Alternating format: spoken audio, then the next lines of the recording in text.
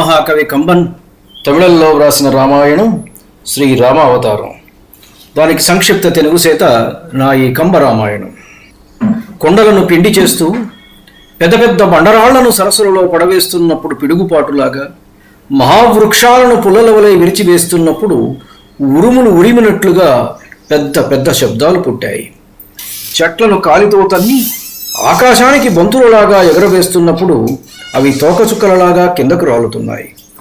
గంధపు చెట్లకు నిప్పు పెట్టినప్పుడు వాటిని ఆశ్రయించి ఉన్న మహాసర్పాలు మహోగ్రంగా బయటకు వచ్చి బుసలు కొడుతూ పడగెత్తి నేలను కాటు వేస్తూ అందుబాటులోని పుట్టలలో వేగంగా దూరిపోయాయి.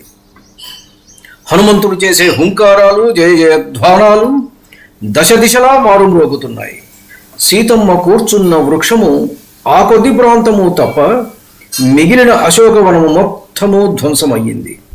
చైత్య ప్రాకారాలు, సమావేశ మందిరాలు, సరస్సులు అన్నీ తమ తమ రూపురేఖలను మార్చుకుని వికృతంగా మారిపోయాయి. ఈ విధ్వంసాన్ని కనులారాగాంచిన రాక్షస స్త్రీలు తమ ఎదురుగా నిలుచున్న మహాకాయుడైన మారుతుని చూసి బెంబేలెత్తిపోయారు. సీతమ్మ వద్దకు వెళ్ళి ఎవరీతడు అని ప్రశ్నించారు. విధ్వంసానికి మారు పేరైన రాక్షసులకే తమ తోటి విధ్వంసకారుల గురించి తెలుస్తుంది కానీ నాకేమి తెలుస్తుంది అని అమాయకంగా సమాధానమిచ్చింది సీతమ్మ. ఆ సమాధానం విని మరింత భయపడిన రాక్షస స్త్రీలు కడుపులు బాదుకుంటూ కాలికి బుద్ధి చెప్పారు. ఎవరికి తోచిన దిక్కుకు వారు పరుగులు తీశారు. తన చూడామణిని ఆనవాలుగా ఇచ్చిన సీతమ్మకు ఆ లోటు లేకుండా సూర్యభగవానుడు తూర్పు దిక్కున ఉదయిస్తూ అమ్మ కురులలో చూడామణిలాగా ఉన్నాడు. హనుమంతుడి దృష్టిని కృత్రిమంగా నిర్మించబడిన ఒక వెండి కొండ ఆకర్షించింది. బాలభానుడి లేలేత బంగారు కిరణాలు దానిపై పడి ప్రతిఫలించి చంద్రకిరణాల వలె తెల్లగా మారి వింతగా మెరుస్తున్నది.